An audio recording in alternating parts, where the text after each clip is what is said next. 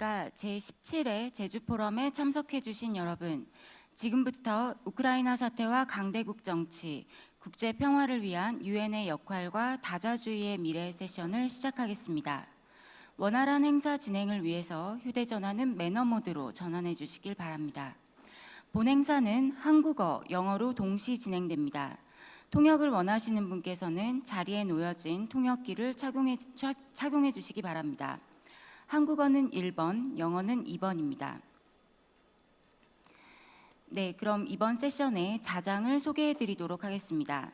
이번 세션의 자장은 현인택 전 통일부 장관이십니다. 장관님께서는 고려대학교 정치외교학과 명예교수이시며 재단법인 국제정책연구원 이사장이시기도 합니다. 제35대 통일부 장관 및 대통령 통일정책특별보좌관을 역임하셨으며 북한 핵 문제, 한반도 통일 문제, 동아시아 국제관계 등에 대해 연구해 오셨습니다. 그럼 이제 자장님께 마이크를 넘기도록 하겠습니다. 굿모닝. 안녕하십니까? 소개받은 대로 저는 현인택입니다. 저는 현재 고려대학교 명예교수로 있고요. 이렇게 중요한 세션에서 좌장을 맡게 돼서 영광으로 생각합니다. 또 제가 제주 출신입니다. 그래서 더 기분이 좋은데요. 제가 제주도에서 중학교, 고등학교를 나왔습니다. 그래서 특히나 오늘 이 자리에 있을 수 있게 되어서 기쁘게 생각합니다. 이번 세션은요, 2개의 중요한 기관에서 주최해 주셨습니다. 바로 한국 유엔 체제 학회 그리고 제주 평화연구원이 그 중요한 2개의 기관인데요.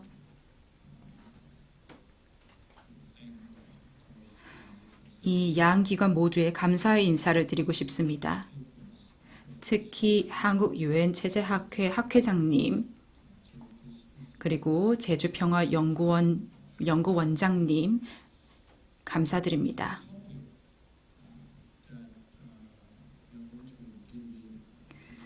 오늘 저희가 다룰 주제는요, 굉장히 중요합니다. 굉장히 중요한 의미와 함의를 가진 주제라고 하겠습니다. 이론적으로도 그렇고 실질적으로도 그렇습니다. 다양한 중요한 국제적 이슈의 함의점을 가지고 있는데요. 주최 측에서 저에게 4가지 중요한 질문을 던져주셨습니다. 첫 번째 질문은 다자주의는 어떤 역할을 할 수 있냐? 즉, 러시아의 우크라이나 침공에 다자주의가 미칠 역할이나 영향은 무엇인가? 두 번째, 특히 이 유엔 메커니즘이라는 것이 여전히 유효한가? 세 번째,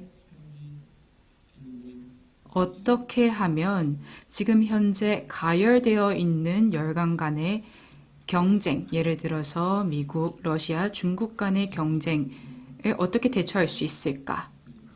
특히 이런 각기 다른 정치 시스템을 가지고 있는 강국 간의 경쟁에 대해서 어떻게 대처할 수 있을까? 예를 들어서 민주주의라던가 아니면 권위주의라던가 아니면 자유주의라던가 비자유주의라던가 이런 정치 체제가 다른 가운데 이에 대해서 어떻게 대처할 수 있을 것인가? 네 번째, 국제사회는 소위 말해 신흥 안보 이슈에 어떻게 대응할 수 있을 것인가? 특히 에너지 안보 그리고 이주, 식품 안보 등등에 어떻게 대처할 수 있을까? 이것이 4가지 질문입니다. 여기서 한 가지를 더 하자면요. 유엔 그리고 미국, 일본, 한국이 지금 현재 상황에 대해서 어떤 일을 할 수 있을까? 저는 이 질문을 개인적으로 더해서 함께 다루어 보고 싶습니다. 이런 질문들 그리고 문제들은 굉장히 중요하고도 우리 앞에 가까이 닿아 있는 질문인데요. 이런 질문들을 오늘 다루어 보도록 하겠습니다. 그럼 오늘 연사분들을 소개해 드리겠습니다. 저희가 굉장히 저명한 학자분들을 많이 모셨습니다. 저명한 전문가분들 또한 굉장히 많이 모실 수 있었습니다. 우선 연사분들로는요, 총 3분의 중요한 연사분들을 모셨습니다. 모두 유엔 체제에 대한 학회의 장들을 맡고 계시는 분들입니다. 미국에서는요, 리즈 호워드 유엔 체제 학회 회장님을 모셨습니다. 지금 화면을 통해서 얼굴이 보이지는 않지만 지금 접속을 해 계신 중이라 믿고 있습니다. 두 번째로는 타카히로 시뇨 대사님을 모셨습니다. 타카히로 시뇨님은 현재 유엔 체제학회 일본 학회의 회장이십니다. 뿐만이 아니라 지금 제독 대사로 활동하고 계십니다. 그리고 아까 말씀드렸듯이 이신화 교수님도 모셨습니다.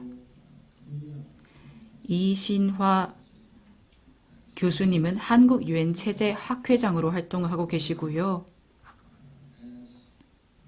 지금 현재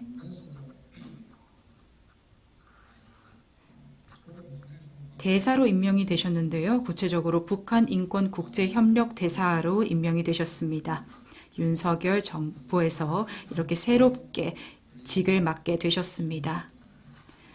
그리고 또 5명의 저명한 학자분들을 모시고 토론을 진행할 수 있게 되었는데요. 우선 첫 번째로는 김인한 교수님을 모셨습니다. 현재 이화여자대학교에서 교편을 잡고 계십니다. 두 번째로 백우열 연세대 교수님 모셨습니다. 지금 현재 가운데 앉아 계시고요. 그리고 임혜룡 박사님 모셨습니다. 제주평화연구원은 연구실장을 맡고 계시고요. 그리고 메이슨 리치 한국외국어대학교 교수님 모셨습니다. 그리고 마지막으로 최은미 아산정책연구원 연구위원님 모셨습니다.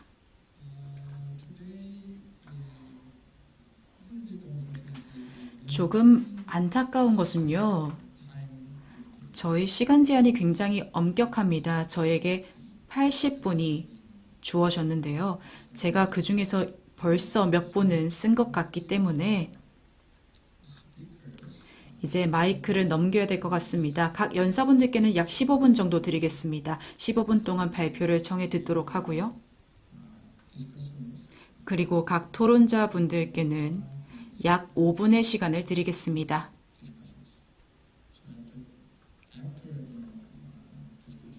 이 토론까지 다 끝나고 나면 Q&A 세션을 한 10분 내지 15분 정도 시간이 허락하는 바에 따라서 진행하도록 하겠습니다.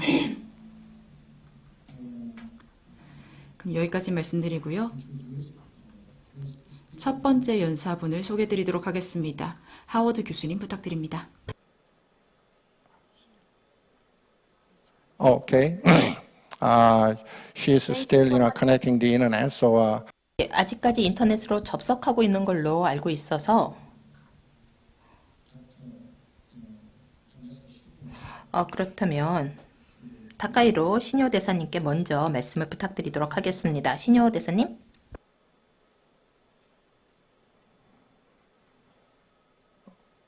You can see her. So she's ready. 지금 허워드 교수님 접속하신 거 아닌가요? 일단 저에게 기회를 주셨으니 시작을 하도록 하겠습니다. 네, 알겠습니다. Ambassador Chinyo. 예, 시뇨 대사님 고맙습니다. 그리고 현인택 교수님 고맙습니다. 제가 소리 들리시면 누가 좀 알려주시겠습니까? 들린다고 좀 표시 좀 해주시면 좋을 것 같은데요. 예. 네네. 감사합니다.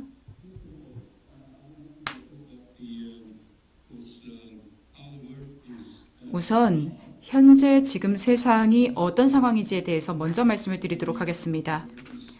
아시는 것처럼 이제 전 세계적으로 많은 분열이 일어나고 있습니다. 여러 그룹으로 나뉘어지고 있죠. 그리고 잘 아시는 바와 같이 이런 가치관의 이 대치가 나타나고 있습니다. 지정학적 환경 속에서 가치관의 분열과 대립이 나타나고 있는 것입니다. 이런 가치라고 한다면 가치는 이 세상의 분열에 있어서 굉장히 중요한 요소입니다. 이 가치라고 한다면은 민주주의냐 아니냐, 자유가 보장이 되냐 아니냐 이런 가치를 의미하는데요. 이에 더해서 이를 차치하고라도 이 G7을 한쪽에 두고 그리고 상하이 코퍼레이션 오게나이제이션을 다른 한쪽에 두고 또 경쟁이 일어나고 있는 것 같습니다. 상하이 협력기구죠. 또 G7과 브릭스를 또 다른 각각의 한 축에 두고 나름의 분열이 또 일어나고 있습니다. 이런 분열 또한 우리가 현재 목도할 수 있는 양상입니다. 이 UN 내지는 G20과 같은 기관들은 원래대로라면 굉장히 잘 기능을 해야 합니다. 그리고 이런 차이를 조정하는 역할을 해야죠. 하지만 이런 기관들이 지금 현재 굉장히 약해진 상황입니다. 힘을 많이 잃은 상황이라고 하겠습니다. 지금 이 시대에 있어서 중요한 것은요, 일종의 보장을 해주는 겁니다. 즉 기본적인 가치를 보장을 해주어야 합니다. 유엔 헌장에 나와 있는 유엔 헌장 1조 그리고 3조에 나와 있는 기본적인 가치를 보장을 해주어야 합니다. 기본적인 자유, 근본적인 자유와 인권이 굉장히 중요하다는 것이 유엔 사명입니다. 그렇기 때문에 이런 근본적인 가치를 보장을 해주어야 합니다.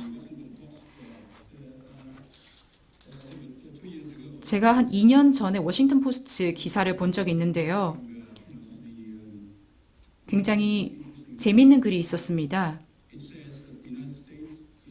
미국은 주도권을 잡지 못하고 있고 유럽은 그냥 유럽 일을 보느라 자체적으로 바쁘고 중국은 처음부터 끝까지 이기적인 행동을 하고 있다. 그리고 유엔 안보리는 제 기능을 하지 못하고 있을 뿐만이 아니라 더 이상 유엔 안보리의 목적에도 부합하지 않는다라고 이 워싱턴 포스트에서 지적을 했는데요. 굉장히 흥미롭고 오늘날에도 적실성이 있는 내용이라고 하겠습니다. 우크라이나 전쟁이 지금 현재 세계가 무질서 상태임을 분명히 보여주는 사례라고 생각합니다. 여기까지 말씀드리고 나서 그렇다면 유엔이 뭘 해야 하는지 그리고 유엔을 강화하기 위해서 우리가 뭘 할 수 있는지에 대해서 말씀을 드리겠습니다. 많은 사람들이 유엔이 지금 잘 기능하지 못한다라고 지적을 하는데요. 저는 그렇게 생각하지 않습니다. 유엔은요. 유엔 안보리는요. 기능을 하고 있지 않습니다. 하지만 유엔 안보리를 제외한 다른 기관들은 굉장히 잘 기능하고 있습니다. 그렇기 때문에 이 유엔 안보리와 다른 유엔 기구 간에 조금 선을 그어야 한다라고 생각합니다. 구분을 해야 된다라는 것이요. 세 단계로 총 나누어지는데요. 유엔은 첫 번째 시기에는 유엔이 이 회원국으로 이루어져 있던 것이고요. 두 번째 단계는 중립성 그리고 분리가 일어나던 시기입니다. 이 사무국을 두고 있던 세기죠. 그리고 세 번째 단계는 이 집행기관을 둔 것입니다. 유니세프라든가 유니시아라든가 이런 것들이 세 번째 단계라고 하겠습니다. 이런 힘든 상황에도 불구하고 이런 집행기관들은 굉장히 열심히 일을 하고 있습니다. 그렇기 때문에 우리는 현재 유엔이 어떤 단계에서 지금 현재 기능을 하고 있는지 잘 파악을 할 수가 있습니다. 잘 파악을 할 필요가 있습니다. 제대로 잘 기능하지 못하는 부분은 유엔 안보리입니다. 이 점을 분명히 짚고 넘어가고 싶고요. 그렇다면 우리가 무엇을 해야 하는가? 우리가 그냥 이 P5에 크게 의존을 해서는 안 됩니다. 빅5, P5에 너무나 많이 의존을 하게 된다면은 유엔 안보리는 더욱더 잘 기능을 하지 못하게 될 것입니다. 더 나아가 유엔의 기능을 잃게 될지도 모르고요. 그래서 우리가 해야 하는 것은 이런 종경국들의 힘을 이어주는 것입니다. 조금 비교적 소규모 국가 아니면 중견 국가들의 힘을 모아서 유엔이 다시 한번 그 효과를 찾을 수 있도록 지원을 해야 합니다. 저는 일본, 한국 아니면 ACT 그룹, ACT 그룹이라고 한다면은 Accountability, Coherence, Transparency, 즉 책임성, 일관성, 투명성을 추구하는 국가 그룹이죠. 스위스가 포함이 되어 있고요. 또 뿐만이 아니라 다자주의 연대도 있습니다. 약 60여 개, 65개 국가로 구성되어 있는 연대입니다. 이런 소속 국가들은 함께 협업을 해야 된다고 생각합니다. 그럼 어떤 목적을 위해서 협업을 해야 하냐? 우선 첫 번째로는요. 조금 더 나은 이 유엔 안보리의 문화를 잘 활용하기 위해서 거부권을 잘 활용하기 위해서 협력을 해야 합니다. 모든 것이 사실 총회에서 이루어져야 합니다. 왜냐하면 거긴 거부권이 없으니까요. 뿐만이 아니라 또 다른 결의안을 위해서 협력을 할 수도 있겠습니다. 예를 들어서 영내 이 대량 학살이라던가 아니면은 이 인도주의적 범죄 이런 것들을 반대를 하기 위해서 금지를 하기 위해서 결의안을 사용할 수도 있겠고요. 또 유엔 헌장 제7조를 살펴보면 이 분쟁이 관여하고 있는 국가들 같은 경우에는 유엔 안보리에서 거부권을 가질 수 없다, 비토권을 가질 수 없다라고 나와 있습니다. 이렇게 천명이 되어 있는데도 불구하고 제대로 활용되지 못하고 있는 조항이 있다라는 겁니다. 그리고 또 안보리 개혁과 관련해서는 제가 이 상임이사국의 수를 늘릴 수 있는 가능성이 굉장히 제한되어 있다라고 생각을 합니다. 사실 가능성이 거의 없다라고 생각합니다. 유엔 안보리를 이 상임이사국의 수를 늘리는 방식으로 개혁하는 것은 불가능합니다. 그렇기 때문에 이 상임이사국의 수를 늘리는 것이 아니라 이 6개 내지 8개의 준상임 이상국 내지는 비상임 이사국의 임기를 4년 내지 8년으로 장기화를 시키고 재선을 가능하게 하는 방식으로 개혁하는 것을 생각을 해보아야 합니다. 즉 중견국 가운데 일본이나 한국 등등을 포함해서 중견국 가운데 국제평화 안보에 기여할 의지가 있는 나라를 모으는 겁니다. 최근 터키도 이 문제에 대해서 굉장히 적극적으로 참여를 하고 있고요. 다음으로는 이 군축에 대한 이야기를 해보도록 하겠습니다. 저희가 군축에 대한 이슈를 잊어서는 안 됩니다. 굉장히 중요하고 다자주의적 맥락에서는 더더욱 중요합니다. 저희가 현재 핵 무장이 확대되고 있는 것을 목도하고 있는데요. 이 분쟁 또한 계속해서 확장이 되고 있습니다. 중국 또한 이 핵탄두를 300에서 2000개로 만들고 있다, 늘리고 있다라는 이야기도 듣고 있고, 그리고 북한의 핵 프로그램 이야기도 듣고 있습니다. 우크라이나 전쟁 같은 것을 살펴보면은 지금 현재 우리가 위협을 목도하고 있다는 것을 확인할 수 있습니다. 핵무기의 위협이 실질적으로 다가오고 있는 겁니다. 그리고 또 원자력 발전소에 대한 공격이 있었는데 이 또한 국제법을 완전히 위반하는 일입니다. 그리고 또 8월에 지금 NPT 검토회의, 그러니까 핵 확산 금지 조약 검토회의가 완전히 실패로 돌아갔죠. 완전히 최종 문서가 채택이 되지가 않았습니다. 한 국가 때문이었죠. 그렇기 때문에 이런 어려움을 우리는 극복해야 합니다. 그리고 우리는 포럼을 만들어야 됩니다. NPT 핵 확산 금지 조약 검토회의가 이런 이슈를 논할 수 있는 제대로 된 자리가 되지 못한다면, 그리고 이 핵무기 확산을 방지할 수 있는 이런 자리가 제대로 기능하지 못하고 있다면 우리는 또 다른 토론의 장을 만들어야 합니다.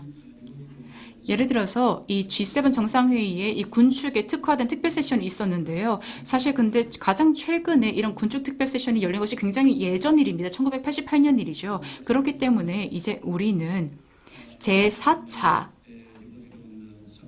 이 유엔 군축 특별 세션을 유엔 총회를 기해서 개최해야 된다고 생각을 합니다. 그래서 이런 아이디어를 함께 제안해야 된다고 생각합니다. 일본 정부도 이에 참여를 하면서 이 핵 무장해제 그리고 G7 정상회의가 지금 히로시마에서 내년에 열리는데요. 이 자리에서 저희가 돌파구를 찾을 수 있었으면 하는 바람입니다. 네 번째입니다. 사무총장님, 그 유엔 사무총장님이 이 유엔을 업그레이드하기 위해서 굉장히 많이 노력을 하고 계십니다.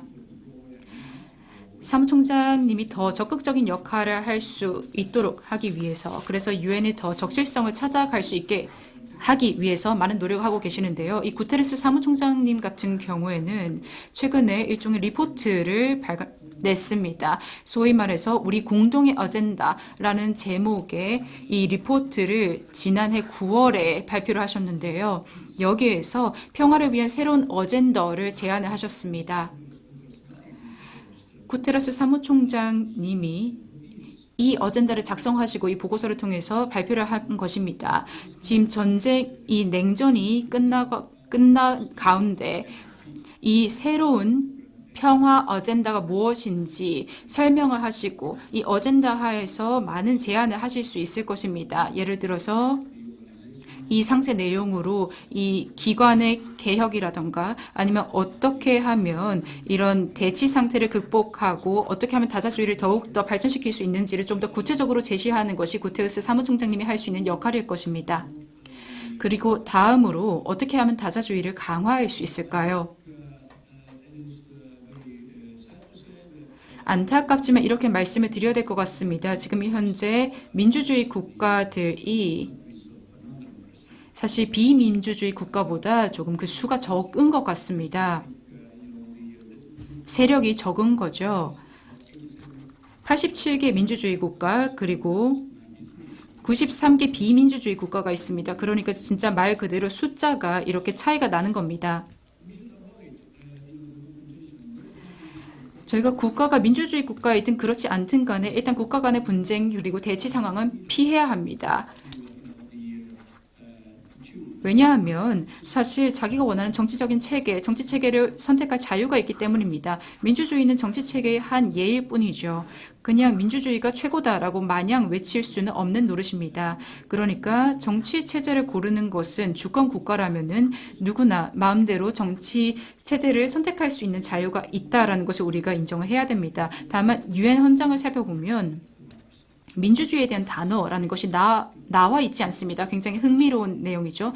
유엔 헌장에 이 민주주의라는 단어가 언급이 되어 있지 않습니다. 왜냐하면 유엔의 회원국은 굉장히 다양하기 때문입니다. 그 정치 시스템 측면에 있어서도 이 국가들의 다양성은 충분하고요. 그렇기 때문에 민주주의라는 단어가 언급이 되어 있지 않은 것 같습니다. 민주주의냐 민주주의가 아니냐는 이 국가를 가르는 기준이 되어서는 안 됩니다. 대신에 우리는 근본적인 자유를 증진시키고 인권을 증진시켜야 합니다. 모든 정치 시스템이 이 두 가지 가치를 보장을 할 수 있다면 그것만으로 충분합니다. 그것만으로 완벽합니다. 우리는 협력의 중진국 그리고 비교적 소규모 국가 간의 협력을 더욱더 발전을 시켜야 할 것입니다. 아까 말씀드렸듯이 일본이나 한국이나 또 일부 다른 국가, 동아시아 국가, 아프리카 국가, 그리고 다른 지역의 국가, 중동도 있을 수 있겠고요. 그리고 남미도 있을 수 있겠죠. 이런 국가들이 함께 협력을 해서 이런 목적을 위해서 노력해야 된다고 생각합니다. 마지막으로 어떻게 아시아 태평양 지역에서 전쟁을 방지할 수 있을 것인가에 대한 이야기를 해보겠습니다. 우크라이나 사태를 보면요.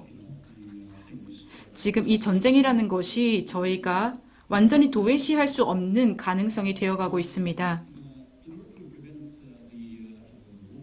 전쟁을 방지하기 위해서 전쟁이 인도태평양 지역에서 내지는 동아시아 국가에서 발발하는 것을 막기 위해서는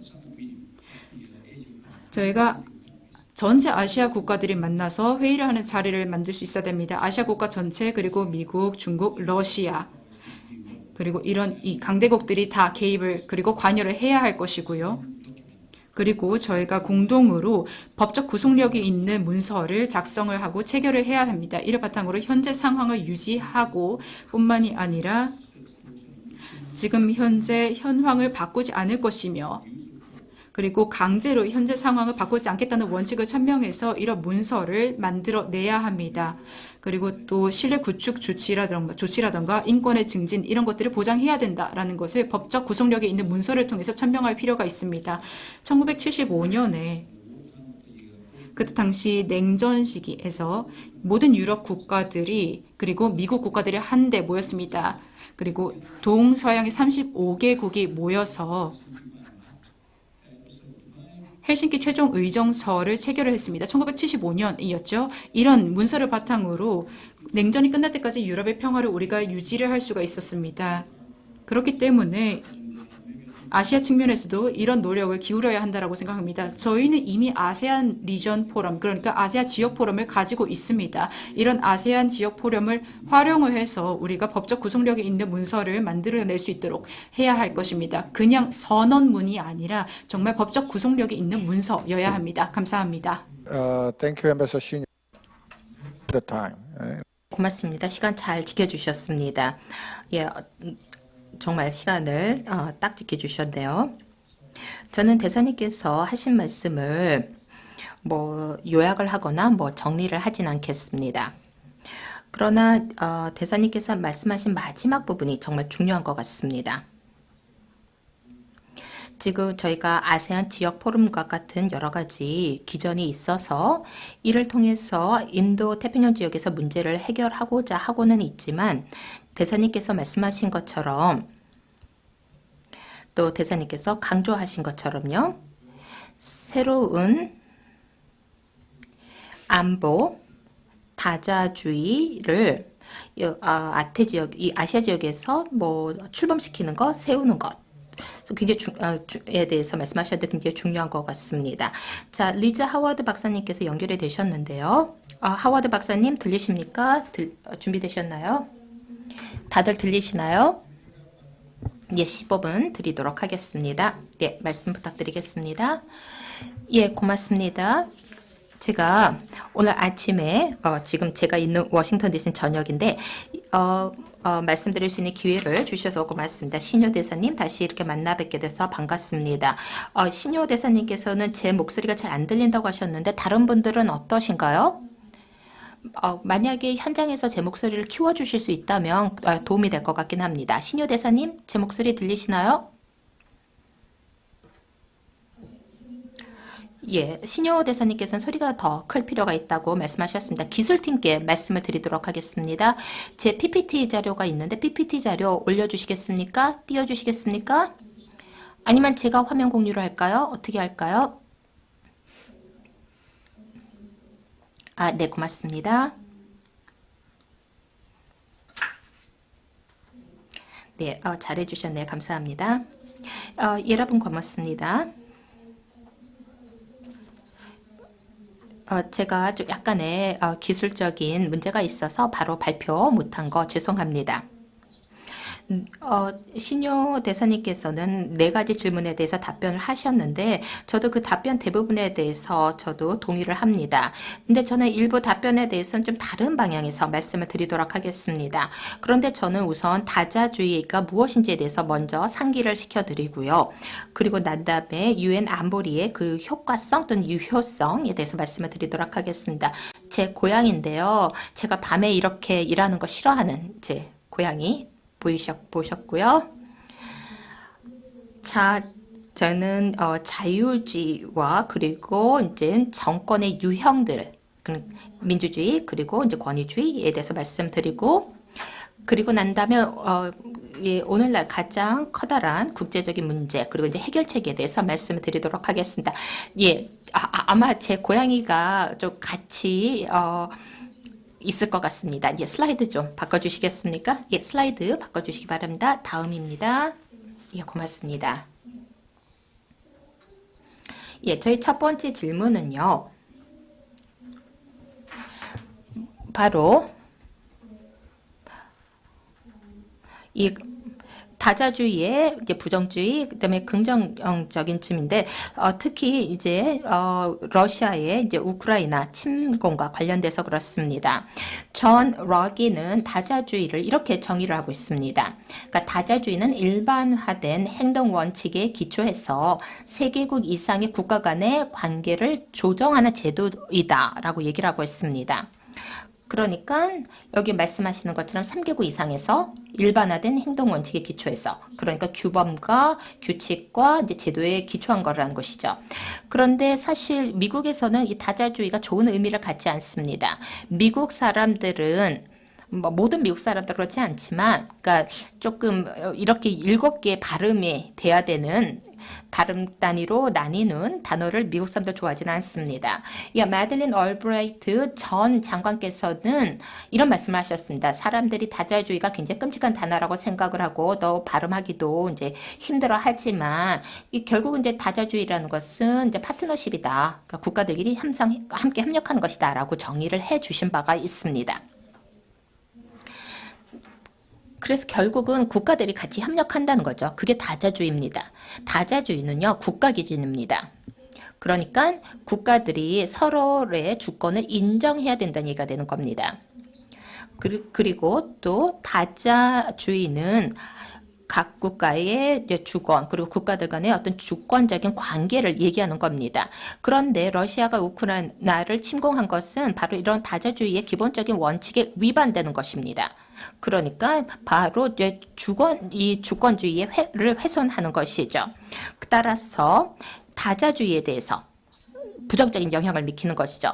그리고 중국하고 러시아는 사실 그 외교 정책들을 보면은 사실 비개입과 이제 이 주권주의를 강조를 하고 있는데, 근데 러시아의 우크라이나 침공은 그 원칙에 위반되는 겁니다. 우크라이나는요 유엔에서 표결권을 가진 국가입니다.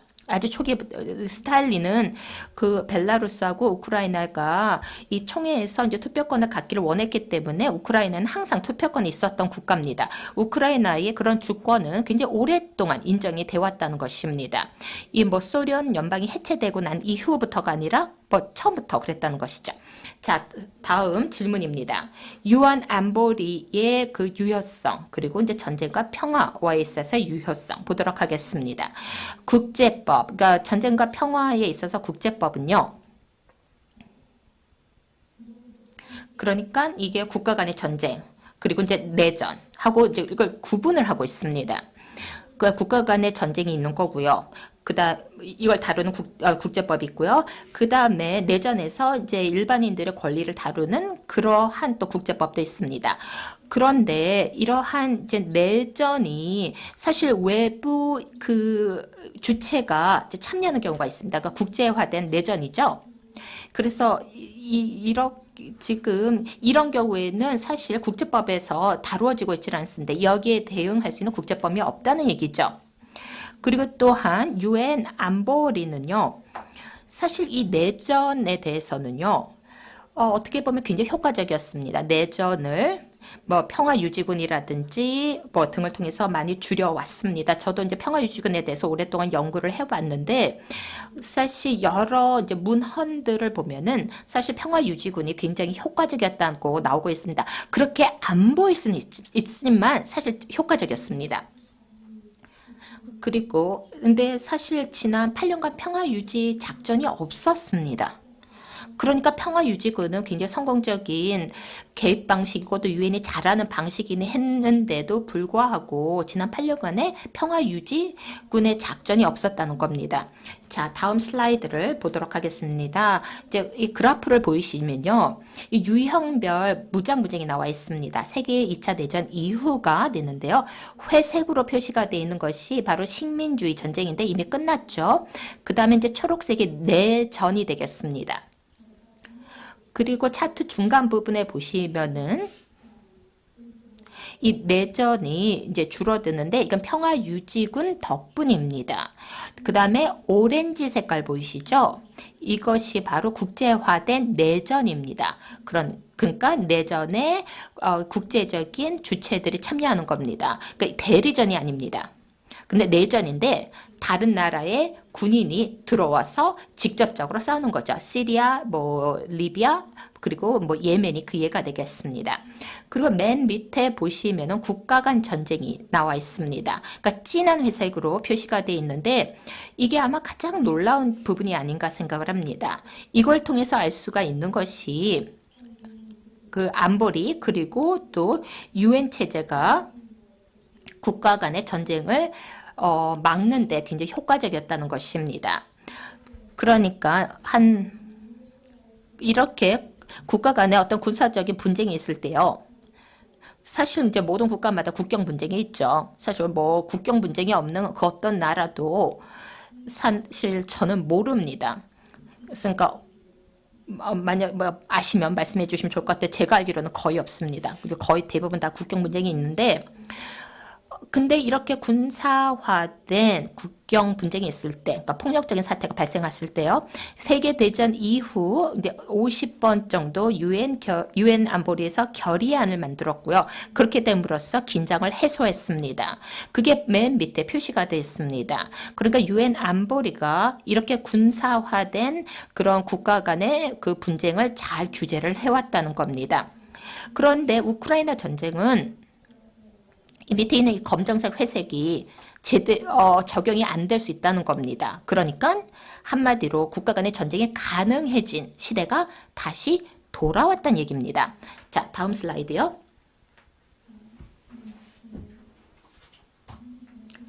예, 좀 빨리 진행하겠습니다. 시간이 얼마 안 남아서. 제가 말씀을 드리고 싶은 것은 제가 신효 대사님하고도 이제 동의를 하는 부분인데, 사실 정권 유형, 뭐 민주주의, 권위주의에 대해서 논쟁이 있고요. 또 뭐 그 권위주의의 의미는 뭐 좀 달라지고 있긴 하지만, 그리고 중국 같은 경우도 그 세계의 안보리의 그 결의안에 대해서 이제 채택을 안 하고 있습니다. 그러니까 사실 우리가 이제 뭐 그러니까 중국이 완전히 러시아의 그 침략에 대해서 완전히 동의를 하지 않는다고 저희는 보고 있지만, 그렇지만 중국은 사실 암묵적으로는 좀 동의를 하고 있지 않나 생각을 합니다. 이게 아마도 이 정권의 유형 때문에 그렇지 않나 생각합니다. 그러니까 어떤 국가가 어떤 정권 유형 때문에 어떤 특정 국가와 이제 잘 지내는 거, 친하게 지내는 거, 그런 부분 때문에 그렇지 않나 생각을 합니다. 자, 정권 유형에 대해서 이렇게 뭐 논쟁이 있긴 하지만, 그래도 결국 인류에 대해서 가장 큰 위협은요, 팬데믹, 질병, 기후변화, 그리고 그 핵전쟁을 포함한 폭력적인 분쟁, 그리고 국가 간의 전쟁 등이 되겠습니다. 그런데 이러한 위협들은요, 국가들이 힘을 합칠 때만 해결을 할 수가 있습니다. 우리 모두 다 알고는 있습니다. 그런데 다자주의는 공공선입니다. 다자주의는요, 필요한 겁니다. 특히 우리 시대에 필요한 것입니다. 우크라이나의 전쟁은 아프리카의 기아를 더 악화시키고 있습니다. 그리고 이번 겨울에 유럽의 겨울은 정말 추울 겁니다. 한마디로 그 협력과 파트너십을 위한 그 필요는 실존주의적인 필요입니다. 사실 이건 뭐 이상적인 부분이 아닙니다. 이념적인 부분이 아닙니다. 왜냐하면은 이 협력이라는 것은 모든 국가의 국가 이익을 위해서 필요한 겁니다. 뭐 정권 유형이 더 중요하다고 보는 분들도 계시겠지만, 궁극적으로 그게 중요할까요? 어떤 국가가 민주주의든 권위주의든 우리가 살 수 있는 세계가 없다면 그게 무슨 뜻이 의미가 되겠습니까? 결국은 협력이 정권 유형보다 더 중요합니다. 자, 마지막 슬라이드 부탁드립니다. 아니네요. 이거 지금 저희 오픈 소사이어티 재단에서 했었던 이제 설문조사 결과입니다. 이제 다음 거 보시면은요, 다음 거요. 예, 고맙습니다. 여기서 조금 제가 말씀드리고 싶은 것이 있는데, 많은 나라들이요, 우크라이나 전쟁에 대해서 어떤 입장을 취할지 모르는 것 같습니다. 그러니까 지금 어떻게 보면 50대 50으로 나뉘어져 있는 세계에서 살고 있는데, 지금 보시면은요, 사실 전 세계 사람들이 조금 이렇게 분류가 되어 있는 것 같습니다. 그러니까 지금부터 이제 세계가 어떻게 바뀔지를 예측하는 것이 매우 어렵습니다. 전문가가 됐던, 뭐 저같이 학회 회장이 됐던, 아니면 뭐 일반 시민이든지 간에 사실 그 누구도 정확하게 미래가 어떻게 될지는 모릅니다. 지금 전 세계는 어떤 식으로 변화할지 예상하기 어려운 그런 상황입니다. 그래서 결론적으로 말씀을 드리도록 하겠습니다. 러시아가 우크라이나의 국경을 침해한 것은 바로 주권과 관련된 원칙을 위반하는 것이고, 그리고 또 국가들이 같이 협력을 해야 된다는 다자주의에 위반되는 것입니다. 그리고 이제 국가 간 전쟁은 한때 이제 과거 현상이었고, 역사의 현상이었고, 또 유엔 안보리에서 잘 규제가 됐었습니다. 그렇게 전쟁을 잘 규제를 했었던 유엔의 능력이 의심이 되는 겁니다. 저는 민주주의의 중요성을 뭐 줄여보는 것은 아니고요. 그리고 자유주의라든지 인권, 뭐 이것 굉장히 중요하다고 저도 동감합니다.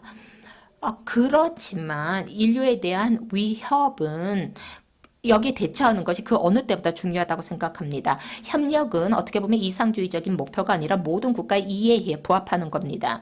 전 세계 모든 사람들은 이걸 다 동의를 하는 것 같습니다. 이제 여론조사를 해보면 또 그렇게 이제 답변이 나오고 있습니다. 그런데 국가 지도자들도 이런 협력의 중요성을, 특히 지금 이 시점에서 중요성을 잘 깨닫고 있느냐 하는 겁니다. 고맙습니다. Thank you very much. 감사합니다. 리즈 호워드 교수님. 이 교수님의 발표를 들어보니 굉장히 훌륭하게 잘 된 발표다라는 생각이 듭니다. 특히 그 결론부가 굉장히 명료하고 구체적이었습니다. 그리고 동감이 가능한 내용이었고요. 특히 마지막 부분에서 협력은 이상주의적인 것이 아니다 라고 말씀하셨습니다. 모든 국가의 이해에 달려 있는 내용이다 라고 이야기를 하시면서 근데 리더 또한 이 점을 알고 있는지 모르겠다 라고 이야기를 하시면서 굉장히 중요한 또 다른 질문을 던지면서 이 발표를 마무리하셨는데요. 세계 정치가 굉장히 오랜 여정을 통해서 이 솔루션을 찾아 나가고 있는 것 같습니다. 아까 이 질문에 대한 답이죠.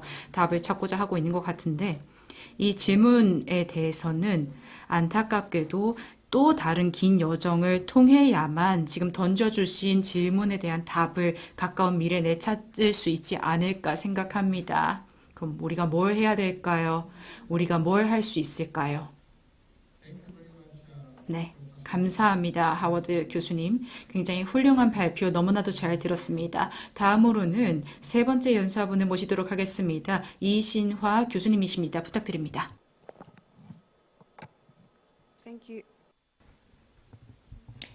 네, 고맙습니다. 다들 들리십니까? 네, 현 교수님 고맙습니다. 예, 한국의 UN 체제 학회는 99년도에 설립이 되었고요. 그리고 또 일본의 UN 체제 학회와 함께 항상 양자 간 협력을 하면서 2001년부터 공동으로 회의를 주최를 해왔습니다. 그래서 일본과 한국의 UN 체제 학회가 23년간 함께 노력하면서 다자주의를 강화하기 위해서 노력을 해왔습니다. 그렇게 함으로써 전 세계 평화와 안정에 기여를 하고 또한 동시에 양국 간의 협력 관계도 강화하기 위해서 노력을 해왔습니다. 중국도요. 함께 해주셨습니다. 중국도 2011년도부터 같이 해주셔서 그래서 한중일 3개국이 동아시아 세미나 등을 개최를 해서 UN 다자주의의 정신을 발전시켜 나가기 위해서 노력을 해왔습니다. 그러나 하워드 교수님께서 말씀하신 것처럼 러시아가 우크라이나를 침공한 것은 이 주권주의 원칙에 위반되는 것이고 따라서 다자주의를 위반하는 거고 훼손하는 것이다 하시는데 저도 동의를 합니다. 그런데 이 강대국의 정치가 다자주의를 또한 훼손시키고 있다는 것도 좀 말씀을 드려야 될 것 같습니다. 이제 시간이 없어서 제가 빠른 속도로 읽도록 하겠습니다. 제가 이제 준비했던 걸 빠른 속도로 읽도록 하겠습니다. 미국하고 중국 같은 경우는요, 다자주의 그 프레임워크의 중요성에 대해서 강조를 하고 있지만은 이 권력 정치에서부터 멀어지지는 않고 있습니다. 미국이 이끌고 있는 그리고 이제 중국 형태의 다자주의와 관련된 대립이 이제 강화됨에 따라서요, 다자주의 그 협력의 이행, 그러니까 개방과 책임에 기초한 이 다자주의 협력이라는 것은 그 영향력을 잃고 있습니다. 강대국 간의 협력을 하는 것은 바로 국제기구의 역할이라든지 또는 권위를 위협을 해왔습니다. 신효 대사님께서 말씀하신 것처럼요. 그 UN의 모든 이제 기구들이 다 위협을 받은 것은 아니지만 사실 제가 봤을 때 이 중국과 그 미국과의 그 라이벌 관계가 강화가 됨에 따라서 치열하게짐에 따라서 안보리뿐만 아니라 교육이라든지 보건 등등과 관련된 국제 기구 그리고 또 다자주의 체제가 큰 도전에 이제 위협에 직면하게 되겠습니다. 그리고 이 미국의 이제 바이든 대통령께서 1년 6개월 전에 이제 취임을 하면서 관계가 좀 이 양국 간의 관계가 개선이 되지 않을까라고 기대를 했었지만 여전히 지금 보시면은 양국 간의 이 권력 정치라는 것이 계속 유지가 되고 있습니다. 예, 블링컨 국무장관께서 이런 말씀을 하셨죠. 중국의 관계는요, 뭐 경쟁적이어야 할 때는 경쟁적일 거고, 또 뭐 협력할 수 있으면 협력할 것이고, 또 적대적이어야 하면 적대적이 될 것이다 라고 이제 말씀을 하셨습니다. 이는 바로 미국과 중국의 관계가 얼마나 복잡한지를 잘 반영한 말씀이 아닌가 생각을 합니다. 이거 아마 들어보셨을 겁니다. 세 개의 C인데요. Cooperate, Compete, 그리고 confront, 그러니까 협력, 경쟁, 대립이라는 이 세 개의 C가 미국의 주요 대중 정책이 되고 있습니다. 제가 사실 이 다자주의에 대해서 또는 강대국에 대해서 제가 글을 제 동료하고 저술한 바가 있는데 그 책에서 제가 얘기하는 것이 이런 자유주의 그러니까 LIO에 기초해서 바이든 대통령께서는요 LIO 동맹에 기초한 이제 자유주의를 이제 강조를 하고 있다라고 적고 있습니다. 바이든 정부는요 이 아시아의 동맹과 파트너십을 강화함으로써 그러니까 이제 뭐 쿼크나 뭐 어거스트와 같은 이 소규모 다자주의를 통해서 이제 중국을 이제 봉쇄를 하고자 하는 것이죠. 그리고 한마디로 이제 신뢰할 수 있는 국가들과 협력을 하고자 하는 겁니다. 특히 이제 R&D 역량이 가지고 있고 또 경제력이 좋은 국가들과 이제 협력을 하고자 하는 것입니다. 또한 리즈 하워드 교수께서 발표에서 말씀하신 것처럼 바로 바로 미국 외교 정책에서 중국에 대해서 이제 제로섬식으로 이제 생각하는 것이 어떻게 보면은 굉장히 지금의 현실을 잘 반영하는 것 같습니다. 이 유엔과 이제 G20 같은 것을 이제 중국에서는 활용을 하고자 합니다. 시진핑 주석 같은 경우는 미국의 미니 다자주의를 선택적인 다자주의다라고 이제 비판을 하면서 좀 더 포괄적인 다자주의를 추구할 필요가 있다고 강조를 하셨습니다. 그러니까 다양한 이해 관계자들과 바로 포용성과 개방성에 기초한 인류 운명 공동체를 구축을 해야 된다라고 이제 얘기를 하고 계신 것입니다. 사실 다자주의라는 것은 아시다시피 미국의 동맹이 만든 것인데 그럼에도 불구하고 시진핑 주석께서도 다자주의 외교를 강력하게 강조를 하고 있습니다. 이렇게 함으로써 이제 미국의 봉쇄 전략에 대응하고자 하는 게 되겠습니다. 또한 이제 바이든 대통령께서는 그리고 또한 죄송합니다. 시진핑은 중국몽을 전 세계적으로 이제 구현하기 위해서 지역 차원에서 다자주의를 강화하기 위해서 노력을 하고 있는 게 되겠습니다. 지금 이 지역 차원에서는 경쟁을 그러니까 인도 태평양 쪽에서는 보여주고 있는 것이죠. 뭐 기후 변화라든지 뭐 하이테크 헤게모니 경쟁 등에 있어서는요. 근데 인도 태평양 지역은 여러분도 아시다시피 이 양 강국이 헤게모니를 놓고서는 이제 갈등을 하고 있는 곳입니다. 미국은 또한 이 다자주의 체제에서 만들어진 그런 결과를 반드시 이제 준수를 또 하고 또 이행을 해야 될 것입니다. 그래서 우리가 유사한 이제 국가들이 이제 협력을 해야 된다. 아까 미국이 이제 유사한 생각을 하고 있는 국가들이 협력을 하고 있다라고 이제 강조를 하고 있는 게 생각을 합니다. 지금 이제 이제 다자주의를 이제 비판을 하고 있는 중국이나 러시아 같은 경우는 유엔이라든지 또 다자주의 체제를 좀 더 강화를 하고 있습니다. 중국은요, 이 다자주의를 좀 강조를 하고 있는 것 같고요. 그리고 또 미국 같은 경우는 미니 다자주의를 좀 더 강조를 하고 있는 것 같습니다. 특히 이제 미국하고 이제 중국이 경쟁하는 분야에서는 더 그렇습니다. 그리고 또 이러한 추세 같은 경우는 미국과 중국의 헤게모니가 심화가 되면서 계속 지속이 되리라고 예상이 되고 있습니다. 미국의 동맹국에서도요. 이 다자주의 체제에서 뭐 RCEP이라든지 뭐 아세안 뭐 리저널 포럼 등에도 이제 지원을 해야 되는데 이 지금 러시아가 우크라이나를 이제 침공함에 따라서 여기에 대해서 이제 G20 국가들은 사실 2008년에 있었던 이제 금융 위기 때보다 조금 목소리가 분열이 되어 있는 것 같습니다. 따라서 기초에 기초한 국제 질서는 어떻게 보면 비민주주의 국가들 그리고 중립국들에 대해서는 위협처럼 이제 보여질 수가 있습니다. 그래서 한국과 중국, 일본과 같은 중격군들은요, 미국의 동맹국과 함께요, 전략적인 옵션들을 살펴봐야 될 것 같습니다. 같이 하고 이제 국익 사이에 놓고요. 그리고 또뿐만 아니라 굉장히 신중해야 될 것입니다. 어떻게 협력할 것이고, 그리고 또 비슷한 생각을 하고 있는 국가들과 협력을 해야 되는지 생각을 신중하게 될 것입니다. 고맙습니다. 감사합니다, 교수님.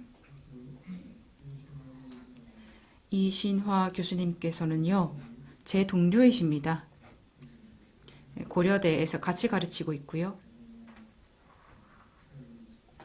그래서 뭐 너무 이렇게 띄워드려도 될지 모르겠습니다만은 이 이신화 교수님은 학자로서도 굉장히 훌륭하신 분이시고, 제가 생각하기에는 최고 전문가 중에 한 분입니다. 전통적 안보 문제, 비전통적 안보 문제, 뭐 예를 들어서 인권 문제까지 포함해서 뭐 환경 보안 문제, 환경 안보 문제, 그리고 이런 여러 안보 문제의 전문가 중 한 분이십니다. 최근에 아까 말씀드렸듯이 이 북한 인권 국제 협력 대사로 임명이 되셨습니다.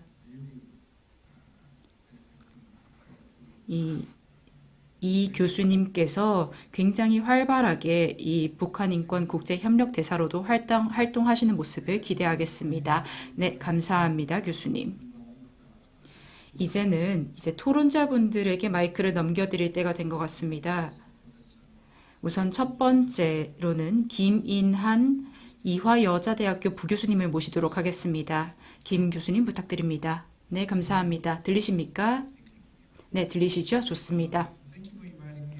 우선 초대해 주셔서 감사합니다. 이 포럼에 토론자로 참여하게 되어 좋습니다. 이렇게 여러 가지 아이디어를 들을 수 있는 것은, 그리고 훌륭한 학자분들의 이야기를 듣는 것은 너무나도 좋은 경험입니다.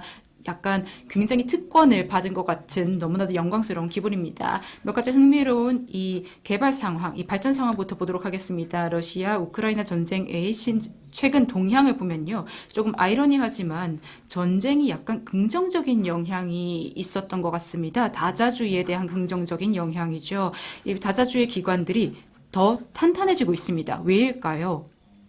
우선 이 다자주의 기관이 중요한 그리고 유용한 도구가 되었습니다. 즉, 전쟁은 절대 용납이 불가능하고 절대 정당화시킬 수 없다라는 메시지를 내고 이 의견을 수렴하기 위한 도구가 된 것입니다. 그리고 이 좋은 예가 바로 나토라고 생각합니다. 지금 서방 세계가 나토 하에서 결집을 할 수 있게 되었죠. 전쟁이 터지자마자. 그리고 나토도 그 영역이 확대되고 있습니다. 회원국이 늘어나고 있죠. 예를 들어서 기존에는 중립국이었던 핀란드 같은 경우에는 나토 가입을 지금 신청을 했죠. 뿐만이 아니라 이와 동시에 나토 또한 마찬가지로 다른 국가들, 예를 들어서 유럽 대륙을 넘어선 다른 국가들에게까지도 이 멤버로 참여를 하라는 이 초청장을 보내고 있습니다. 그러니까 같은 뜻을 가진 국가들과의 파트너십, 예를 들어서 한국이나 일본과의 파트너십을 나토 또한 지금 구상하고 있는 것입니다. 그렇기 때문에 다자주의 측면에 있어서 전 세계적으로 조금 긍정적인 동향이 전쟁 이후로 발생하고 있다라고 말씀을 드리는 건데요. 하지만 전쟁으로 인해서 드러난 한계도 있습니다. 우선 첫 번째, 전쟁이 터졌다는 것 자체가 이 다자주의 기관의 굉장히 중요한 한계를 보여주는 것 같습니다. 1990년대로 돌아가 볼까요? 1990년대 당시 우크라이나와 러시아가 조약을 체결을 했죠. 서로의 독립 그리고 주권을 그리고 이 국경을 존중하겠다라는 조약을 체결했습니다. 이 조약 체결자 조인국뿐만이 아니라 다른 국가들도 이 조약에 대한 증인으로서 이 조약에 대한 인도스먼트를 제공을 했었습니다. 하지만 30년이 지난 지금 어떻습니까? 이 약속 거의 휴지 조각이 되었죠. 그리고 한 가지는 크림반도에서 그리고 우크라이나에서 이렇게 전쟁이 나타나고 있습니다. 다자주의 그리고 다자주의 기관이 이 행동 측면에 있어서, 그러니까 이 침략에 대한 행동 측면에 있어서 너무 약한 모습을 보인다라는 한계가 드러났습니다. 초반에는 서방이 함께 결집을 해서 이제 굉장히 강한 러시아 제재를 하겠다라고 이야기를 했습니다. 하지만 6개월이 지난 지금 어떻습니까? 지금 우리가 지금까지 본 것, 지금 우리가 보고 있는 것은요, 유럽 대륙의 모든 국가들이 각자 모두 선호하는 바가 다릅니다. 그러니까 이 어떤 강도의 제재를 체결해야 되는지, 제재의 디자인은 어떻게 돼야 되는지에 대해서 각각의 의견이 다릅니다. 그리고 우크라이나에 대한 원조도 마찬가지입니다. 지금 현재 조율이 굉장히 부족한 모습을 보이고 있습니다. 많은 국가들이 지금 우크라이나에 탄약이라던가 의약품이라던가 재정적인 지원을 제공하고 있는데요. 하지만 이런 원조라는 것이 원조 그 자체가, 지원 그 자체가 너무나도 개별적입니다. 그냥 조직적이고 조율된 형식으로 원조 지원이 제공되고 있는 것이 아닙니다. 이제 그렇다면 유엔을 볼까요? 유엔이 지금 이 위기를 대상으로 어떤 일을 했습니까? 사실 되돌아보면 그렇게 많이 하지 않았습니다. 사실 러시아가 지금 유엔 안보리의 상임 이사국이고 이 거부권, 비토권이 있기 때문에 유엔이 그렇게 큰 역할을 하지 못한 것이 사실 놀라운 일은 아닙니다. 하지만 한 가지 여기서 더 생각을 해야 되는 게 있는데요. 유엔이 과연 중요한 역할을 했나? 그러니까 코로나 이후에 중요한 역할을 했나? 그리고 경제가 팬데믹 때문에 교란이 되었던 그 이후 유엔이 중요한 역할을 했나? 그리고 우크라이나 전쟁이 터지고 난 다음에 중요한 역할을 했나? 이 질문을 던져 보아야 합니다. 유엔이 지금 이런 여러 가지 위기 가운데 전 세계가 휘둘리고 있는데 유엔은 어디에 있었냐라는 거죠. 일부에서는 유엔이 제대로 기능하지 못하고 있다라고 이야기를 하고 있습니다. 하지만 이것은 미국이나 중국 간의 이 강대국 경쟁에서 비롯한 측면이 있습니다. 그렇다면 이에 대고는 이제 초국적인 문제에 대해서 예를 들어서 공중보건이라던가 기후변화라던가 식품 안보라던가 이런 것들에 대해서 대응을 하면 어떨까라는 의견이 제기가 되고 있는데요. 그런데 최근에서는 과연 이런 것들이 가능한가라는 이 회의론이 부상하고 있는 것 같습니다. 아까 리즈 선생님께서 협력은 이상주의적인 것이 아니다라고 말하셨는데요. 저도 동의합니다. 하지만 더 중요한 것은 협력이 가능하다라는 겁니다. 바이든 정권이 출범을 하고 나서 미국 그리고 중국은 경쟁자이지만 그럼에도 불구하고 협력을 할 용의가 있다. 이 초국적인 문제에 대해서는 협력을 할 여지가 있다, 열려 있다라고 이야기를 했습니다. 하지만 중국의 대응이요. 뭐라고 할까요? 조금 비꼬았습니다. 우리 강대국 간의 협력은 그리고 초국적 문제에 대한 협력은 이 강대국 정치의 전반적인 동향에 달려 있다라고 이야기를 했습니다. 그래서 저는 이 질문을 다시 드리고 싶습니다. 이 협력이 가능하냐? 유엔은 그리고 이 협력을 가능하게 만들기 위해서 할 수 있는 역할이 있느냐? 이런 질문을 연사분들께 던지면서 제 발언 마무리하겠습니다. 감사합니다. 네, 김인환 교수님 고맙습니다. 예, 교수님께서는 굉장히 중요한 질문을 제기를 해주신 것 같습니다. 예, 그 질문에 대한 답변을 연사분들께서 나중에 해주시면 될 것 같습니다. 자, 이제는요, 두 번째 토론자분을 모셔보도록 하겠습니다. 배규열 박사님 부탁드립니다. 네, 고맙습니다. 고맙습니다. 저는 이제 김인환 교수님하고 굉장히 뜻이 같은데요. 그게 이 다자주의가 어느 방향으로 나아가고 있는지 저도 말씀을 드려보도록 하겠습니다. 어떻게 보면은 신냉전이 이제 생겼다라고 얘기를 하고 있고요. 러시아가 이제 우크라이나를 이제 침공한 것은 사실 어떠한 이유든지 사실 설명이 될 수 있는 것은 아닙니다. 그러다 보니 오히려 더 신냉전이 가속화가 되고 있죠. 또 경제와 또 정치를 이제 분리하는 것은요. 지금 이 제대로 분리가 안 되고 있습니다. 이제 과학기술이 이제 발전한다든지 이러한 이제 부분들 때문에 이제 그런 것인데 다른 연사분들께서 이제 말씀하신 것처럼 사실 이 다자주의는 그 효과성이 참 많은 의문이 제기됐었습니다. 여러 이제 정책 분야에서 전 세계적으로 그렇게 의문이 이제 제시가 되고 있는데 2022년부터요. 어떻게 보면 블럭이라는 것이 만들어지고 있습니다. 그게 이제 세 개로 나누어지죠. 거기 미국 중심이 있고 중국 중심이 있고요. 그리고 그 중간에 이제 끼어 있는 나라들 이렇게 세 개로 이제 나눌 것 같습니다. 이 캠프마다 다 다자주의 자체적인 다자주의를 추구하고 있는 것 같습니다.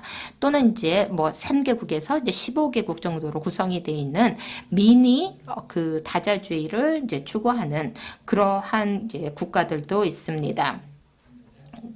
이 안보와 관련돼서 뭐 이 군사, 정치, 사회, 경제, 환경 그리고 이제 과학, 기술 이런 부분으로 다 나눠지는데 그래서 이렇게 안보적인 측면이 어떻게 보면 결합이 되고 있습니다. 그렇게 됨에 따라서 이제 그 뭐 자유민주주의, 그러니까 한국 같은 나라죠. 이제 권위주의, 그러니까 중국하고 이제 러시아가 여기 해당이 되는데 그 다음에 이런 부분들, 그 다음에 또 인권, 뭐 안보, 뭐 이런 부분으로까지도 이제 연결이 되고 있습니다. 우크라이나 전쟁은요, 미국과 EU가 또 관여가 돼 있죠. 또 중국하고 러시아가 관여가 있고, 당연히 이제 러시아가 이제 침공을 한 것이니까. 그 다음에 뭐 독일이나 뭐 네덜란드, 일본이나 뭐 이런 국가들은 사실 또 어느 조금씩 또 어떻게든 이제 관여가 되어 있습니다. 인도나 이제 터키죠. 그 다음에 인도네시아, 브라질, 뭐 한국도 어떻게 뭐 보면은 어쨌든 좀 관여가 이제 되어 있습니다. 이런 안보적인 측면에서 이제 정치적인 측면을 보면은 과학기술, 뭐 경제적인 뭐 안보가 어떻게 보면 이게 이중적인 안보 구조인데 이것은 뭐 최첨단의 기술과 이제 관련된 것입니다. 반도체라든지 배터리, 뭐 AI, 빅데이터 등과 관련된 것이고요. 그리고 이제 우주까지 이제 확정이 되어 있는데 그 다음에 이제 기존 경제, 기존 안보, 뭐 식량, 뭐 에너지 안보 등이 되겠는데 그래서 이제 러시아의 우크라이나 침공은 이 두 가지 정도 안보를 다 이제 악화시키는 것입니다. 또 인간의 안보적인 차원에서도 이제 상황이 더 악화가 되는 것이죠. 그리고 상해 협력 기구가 지난 며칠간 있었죠. 러시아하고 이제 중국이 한 팀으로 더 강력하게 맺어지고 있고요. 그리고 나머지 아시아 국가들은 이를 굉장히 조심스럽게 지켜보고 있습니다. 그래서 이제 이렇게 권위주의 국가들이 미니 다자주의를 만들어가면 그럼 이제 서양에서도 또 여기 대응하기 위한 또 이제 미니 다자주의가 만들어지는 것입니다. 이렇게 우크라이나 전쟁은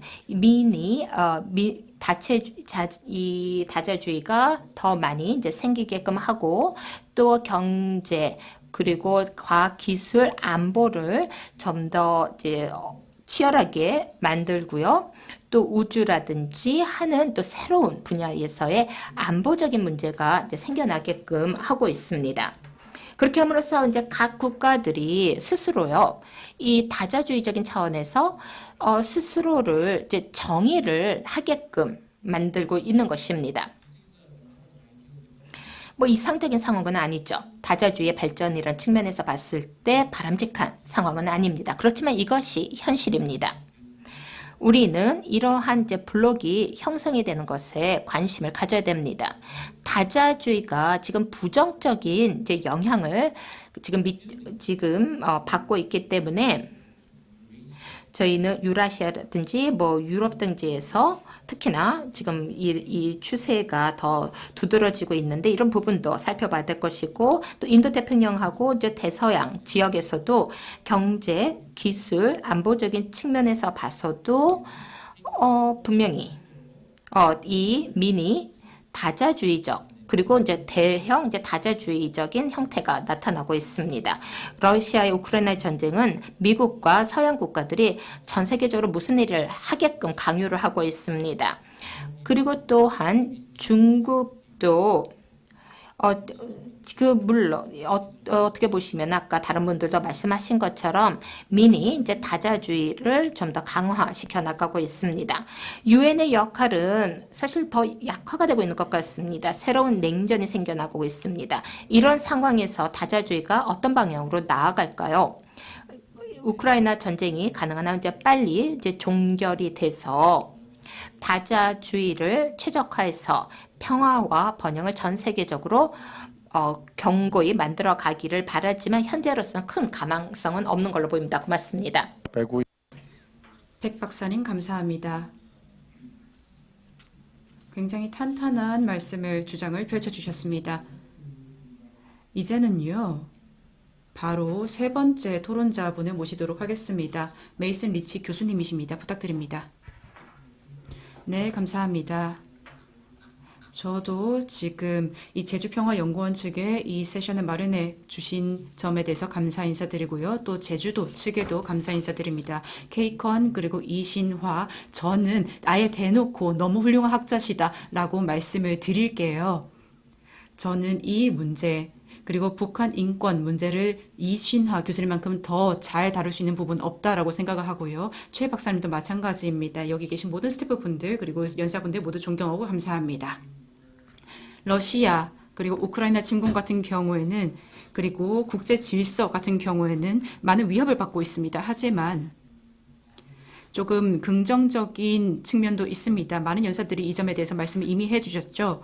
그래서 이렇게 약간의 분열이 나타났던 것을 다시 한번 되돌려 놓고 이런 상황에서 지금 유엔이 가지고 있는 다자주의로서의 가치는 지금 어디에 있는지에 대한 이야기가 나오고 있는데요. 근데 제가 일단 말씀을 드리고 싶은 내용은 전쟁이 어떻게 끝나든 간에 이 국제 질서에 기반한 자유주의적 질서는 그냥 보안 측면에서는 약간 분리가 되었습니다. 그냥 약간 파기가 되진 않았고 분열이 되었습니다. 그리고 제도적인 측면에서는 충분하진 않지만 그렇다고 해서 구태가 되었다라고는 말씀드리고 싶지 않습니다. 정치 경제 측면에서는 분열은 되었을지언정 파괴되진 않았다라고 말씀을 드리고 싶고요. 안보 측면에서는 손상은 되었을지언정 그러니까 느슨해졌을지언정 완전히 파괴되진 않았다라고 말씀을 드리고 싶습니다. 나토 같은 경우에도 마찬가지로 20년 전, 30년 전에 비해서 뭔가 구태가 되었는가라는 의문이 있었었지만 그런 회의론이 있었지만 이제 다시 한번 나토가 새롭게 부상을 했죠. 그리고 러시아 그리고 오버더 호라이즌 협력을 통해서 해적이라든가 아니면 사이버 안보 문제를 해결을 하면서 아태 지역에서도 많은 활동을 하고 있습니다. 그래서 많은 역할을 하고 있고 중국을 견제해서 많은 역할을 하고 있죠. 하지만 다른 다자 안보 기구 같은 경우에는 조금 힘겨운 시간을 겪고 있습니다. 특히 국제 협력이 과거 그 어느 때보다 필요한 상황인데 이렇게 다자 안보 기관이 조금 힘들어하고 있습니다. 예멘, 에티오피아, 리비아, 기타 등등 그리고 핵 확산 위협, 분쟁이라든가 여러 가지 위협이 팽배한 상황이기 때문입니다. 유엔 같은 경우에는 지금 현재 제1의 안보 기관입니다. 근데 이것이 지금 중화주의 중심적인 경쟁 그리고 러시아 그리고 서방 간의 이런 관계를 잘 아우름에 있어서 제대로 된 역할을 하지 못하고 있다라는 역할이 나오고 있고요. 이 평화 같은 경우에는 이제 지정학화된 이런 비토권에 의해서 휘둘리고 있는 상황입니다. 그리고 또 여러 가지 잔악행위라든가 아니면은 이 국제형사재판소에 넘겨야 하는 이런 것들을 유엔 안보리에서 제대로 해주지 못하고 있고 이 평화 유지 활동도 마찬가지입니다. 이 다 유엔 안보리에서 제대로 기능하지 못하고 있는 상황이기 때문입니다. 또 하워드 교수님이 아까 말씀해 주셨지만 이는 이미 사실 진행되고 있었던 어떤 경향의 더 악화라고 할 수 있겠습니다. 완전히 새로운 현상은 아니다라는 거죠. 이 때문에 비확산에도 영향이 발생할 수 있습니다. 비확산 조약 NPT 그리고 이를 잘 관리하고 싶어하는 기관들이 지금 현재 유엔의 시스템 하에서도 활동하고 있기 때문에 이 핵 비확산 조약에도 부정적인 영향이 발생할 수 있다는 거죠. 그렇다면 유엔을 버려야 하느냐? 유엔 총회 같은 경우는 계속해서 활발하게 이런 러시아 우크라이나 전쟁 관련해서 뭔가 더 활동하고자 노력을 하고 있습니다. 그리고 신효 선생님도 말씀해 주셨지만 우리는 조금 더 유엔이 지금 어디에서 일을 하고 있고 어디에서는 이 효과를 발휘하지 못하고 있는지에 대해서 조금 더 심도 있게 파악을 할 필요가 있습니다. 국제 정체의 그리고 경제를 살펴보면은 제가 아까 느슨해지었을전정 완전히 분리가 된 것은 아니다라고 말씀을 드렸는데요. 지금 많은 지도자들이 이제 정치 그리고 지정학적 전략에 더 많은 강조점을 두고 있습니다. 그냥 국제 무역이라든가 경제 교류에서 더 효율성을 많이 뽑아내는 것보다 정치에 더 많은 강점을 두고 있는 겁니다. 방점을 두고 있는 거죠. 그래서 에너지 안보성이라든가 아니면은 재정적인 이 제재에 대한 취약성 이런 것 때문에 그리고 경제 공급망에 발생한 이 교란 때문에 경제에 큰 파격이 나타나는 이런 것들을 보고 많은 사람들이 지금 자신을 약간 공급망에서 분리시키는 다자주의에서 빠져나오는 방식을 취하고 있고 그렇기 때문에 이런 소다자주의적인 그리고 그냥 다자주의적인 이런 아이패스라든가 유컨이라던가 아니면 글로벌 게이트웨이라던가 이런 글로벌 협력에 대한 다양한 경로가 열리고 있는 가운데 이 향방이 어떻게 될 것인지에 대한 의견들이 많습니다. 지금 다자주의도 다자주의에 비해서 소다자주의에 대한 많은 가능성이 있지 않을까라는 의견들이 있지만 이것이 정확히 입증이 된 것은 아닙니다. 아까 말씀해 주셨듯이 저희가 오픈엔디드 워킹 그룹 2021년부터 2025년까지 만들고 그리고 액션에서 사이버 안보 관련 액션 플랜을 만든다면 좋은 것이 될 것 같습니다. 굉장히 우리가 흥미롭게 살펴보고 있는 부분이죠. 그리고 특히 미중 그리고 미러 관계가 좋지 않기 때문에 이 워킹 그룹이 지금 이 프로그램 오브 액션으로 도대체 무엇을 할 수 있을 것인지에 대한 귀추가 주목이 됩니다. 그리고 또 두 번째, 이 백 교수님이 잠깐 말씀을 드렸지만 이 진영 요소가 있습니다. 진영이란 요소가 점점 더 생겨나고 있고 이 때문에 이 재난 구호라든가 아니면 인도주의적인 지원 원조라든가 이런 부분에 조금 더 부정적인 영향을 주고 있습니다. 이 인권 관련해서 비전통적인 안보 위협도 마찬가지고요. 뿐만이 아니라 진영 간 경쟁 때문에 하지만 이 진영 간 경쟁 때문에 협력은 아닐지라도 뭔가 좀 더 위로 탑으로 달려가기 위한 경쟁이 시작이 되면서 더 효율성이 증대되는 어느 정도의 긍정적인 효과가 발생할 수 있다라는 생각이 듭니다. 그냥 완전한 디커플링이라든가 디스인테그레이션이 나타나면서 완전히 역량이 끝나는 것이 아니라 경쟁을 하면서 효율성이 증대되는 긍정적인 효과도 있을 수 있다라고 말씀드리면서 여기까지 말씀드리겠습니다. 예, 고맙습니다. 이내용 실장님. 네, 고맙습니다. 들리십니까? 예, 이렇게 훌륭한 세션에 초대해 주셔서 고맙습니다. 저는 본 세션에 세 번째 의제, 그러니까 자유주의의 미래에 대해서 주로 말씀을 드리도록 하겠습니다. 자유주의의 부성, 그리고 쇠퇴는요, 미국의 힘의 부상 그리고 쇠퇴와 관련이 되어 있다고 생각을 합니다. 냉전 이후 국제 제도의 가장 커다란 변화라면 바로 상대적으로 미국의 힘이 약화가 된 것입니다. 다자주의가 이 과거에 이제 효과를 보일 수 있었던 것, 그리고 또 유엔이 오늘날 더 그 역할을 더 잘할 수 있었던 것, 그리고 자유주의가 평화를 가져올 수 있었던 것은 어떻게 보면은 미국의 힘 덕분이었습니다. 바로 민주주의화와 이제 경제 자유화를 미국이 이제 주도했기 때문에 바로 전 세계의 자유화 그리고 효율이 가능했다고 생각을 합니다. 그런데 이런 미국과 중국의 전략적인 라이벌주의가 이 다자주의가 만들어낸 그런 장점들을 이제 훼손을 시키고 있습니다. 미국의 입장에서는 이 중국의 부상에 대해서 대응을 할 수밖에 없습니다. 미국이 일본이 1980년대 그리고 1990년대 초반에 부상했을 때 대응을 했던 것과 마찬가지입니다. 미국의 중국 대외 정책은 트럼프 대통령이 이제 취임하면서 미중 관계가 좀 더 전략적인 경쟁으로 심화가 됐습니다. 그러니까 트럼프 대통령이 대통령으로 취임한 이후부터입니다. 어떻게 보면 트럼프 대통령이 미국의 외교 정책의 그 특징을 완전히 바꿔놓고 또 국내 정책도 많이 바꿔놨습니다. 물론 이 트럼프 대통령이 재임이 되지는 못했지만 어떻게 보면 2년 후에 트럼프 대통령이 다시 권력의 자리로 돌아올 수 있지도 않을까 싶습니다.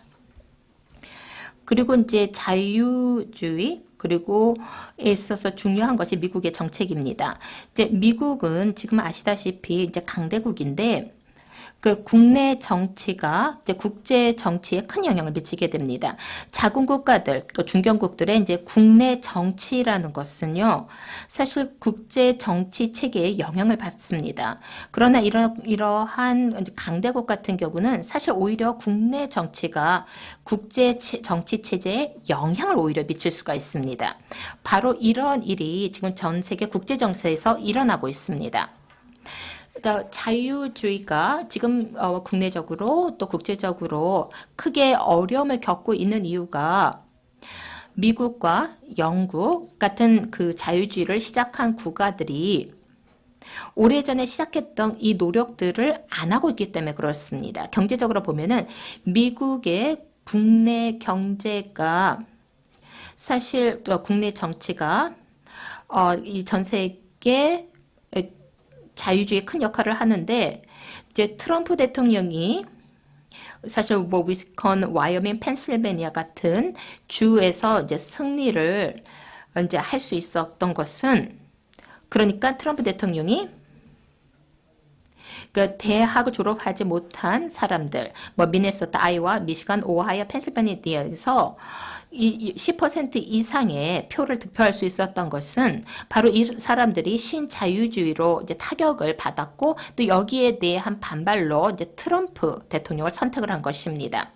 신자유주의가 약속했던 것을 제대로 구현이 안 됐기 때문에 이제 실망을 한 것입니다. 그래서 저는 하워드 교수님께 질문을 좀 드리고 싶습니다.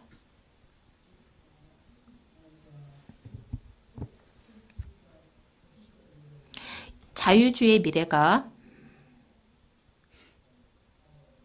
미국의 힘, 그리고 미국의 대외 정책에 달려 있다면, 만약에 민주당이 중간 선거에서 대패를 한다거나 아니면 트럼프 전 대통령이 2년 후에 재선에 성공을 한다면 어떻게 될까요?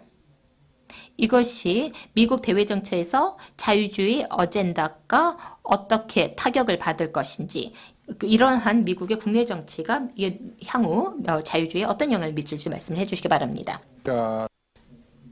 감사합니다. 임 박사님.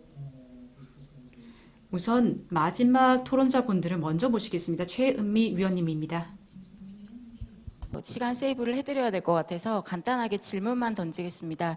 저는 연구자이지만 다자협력 관련해서 좀 참여했던 경험이 있어서 다자협력이나 지역협력에 대해서는 굉장히 어렵고 이상적이라고 생각을 합니다. 그래서 이런 부분에 대해서 굉장히 회의적인데, 그렇다고 해서 필요 없다는 건 아니고 지향해 가야 할 방향이라는 거는 압니다.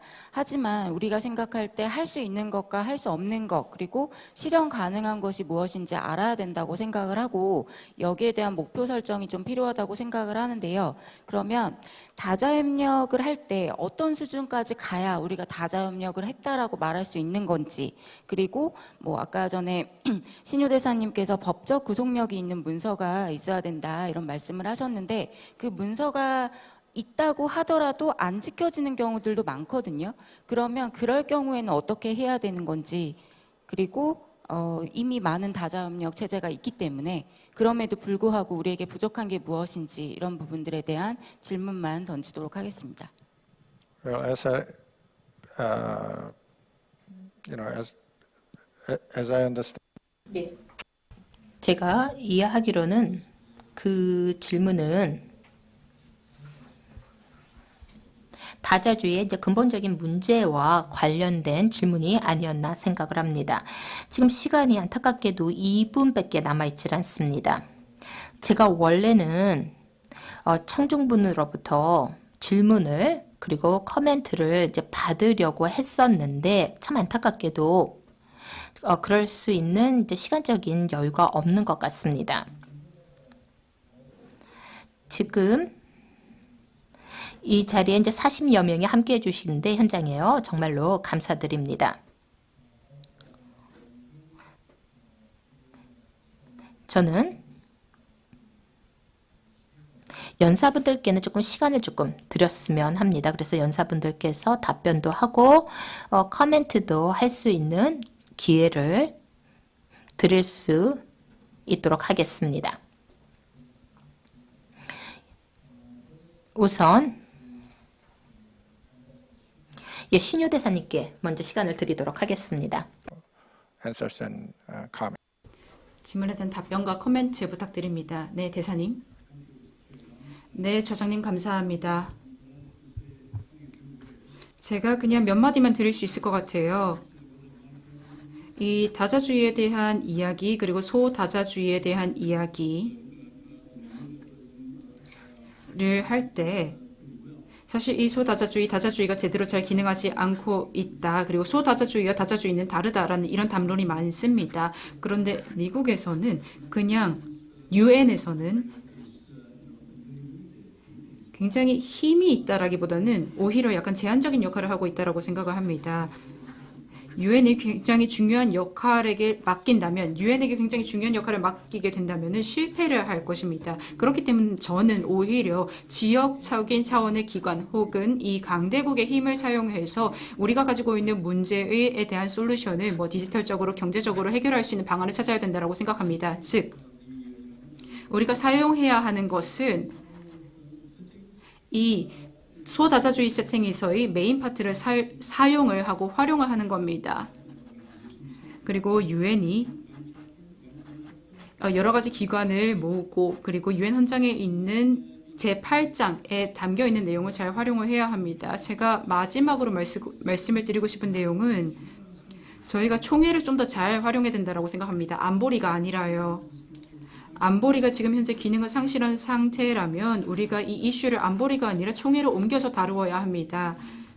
결의안 등등을 활용해서 우리가 해결을 해야 된다고 생각을 합니다. 중견국 그리고 더 소형 국가들이 이 총회를 조금 더 적극적으로 활용을 하고 아니면 SDG와 같은 뭐 프로그램 아니면 빈곤 감축 프로그램, 기후변화 프로그램 이런 것들을 더 잘 활용해야 된다고 생각합니다. 이런 SDG라든가 빈곤 감축이라든가 아니면 기후변화 이런 것들은 사실 현지에서의 협력도 굉장히 중요한 기제가 될 수가 있습니다. 그러니까 꼭 안보리가 아니라 이 로컬 아니면 총회를 활용해서 협력할 수 있다고 생각합니다. 감사합니다. 네, 하워드 교수님. 예, 고맙습니다. 예, 다시 한번 제가 이렇게 참석할 수 있는 또 말씀드릴 수 있는 기회 주셔서 고맙습니다. 제 소리 잘 들리시나 모르겠습니다. 우선 제주 포럼 측에 그리고 제주평화연구원 측에 한국 유엔 체제 학계 측에 감사의 말씀을 드리고 싶습니다. 예, 이 자유주의의 이제 미래가 그리고 미국에 달려 있는데 만약에 민주당이 대패하게 되면 어떻게 될 것인가? 그리고 또 뭐 협력이 가능하냐? 뭐 다자주의가 무엇을 위해서 좋을 것인가? 뭐 사실 많은 질문들을 해주셨는데 사실 제가 하루를 걸려도 다 답변은 못 드릴 것 같습니다. 시간이 부족해서요. 제가 여기서 뭐 유엔 체제 학회 회장이라기보다는 사실 유엔 체제 같은 경우는 그런 사안에 대해서 입장을 취하지 않습니다. 그래서 제가 유엔 체제 학회를 대표해서 말씀드리는 것이 아니라 이 정부와 그리고 이제 외교 정책을 조지타운 대학에서 가르치는 사람으로서 그리고 유엔 평화 그 연구소의 일원으로서 답변을 좀 드리도록 하겠습니다. 지금 미국은 50대 50으로 나뉘어져 있는 세상입니다. 그러니까 뭐 어느 쪽으로 갈지 모르는 거죠. 공화당으로 갈지 민주당으로 갈지. 그런데 미국 내에 보면은 민주주의를 믿지 않는 사람들도 있기는 있습니다. 미국 내에도요. 대부분의 미국 사람들은 그렇지만 민주주의를 믿고 있습니다. 그리고 대부분의 공화당원들도 민주주의를 믿고 있습니다. 뭐 이 전 대통령께서 굉장히 인기도 많고 또 전통적인 보수적인 뭐 공화당의 입장과 달리 하기는 하시지만 어쨌든 대부분의 미국 사람들은 또 공화당원은 민주주의를 믿고 있습니다. 지금 전 세계가 어느 한쪽 방향으로 갈 수 있는 상황인데 이때 개인들이 옳은 것에 대해서 목소리를 낼 수 있어야 됩니다. 그렇게 하는 것이 어렵다. 그리고 불가능하다라고 생각이 된다 하더라도 우리는 미래에 대해서 희망을 가져야 되고요.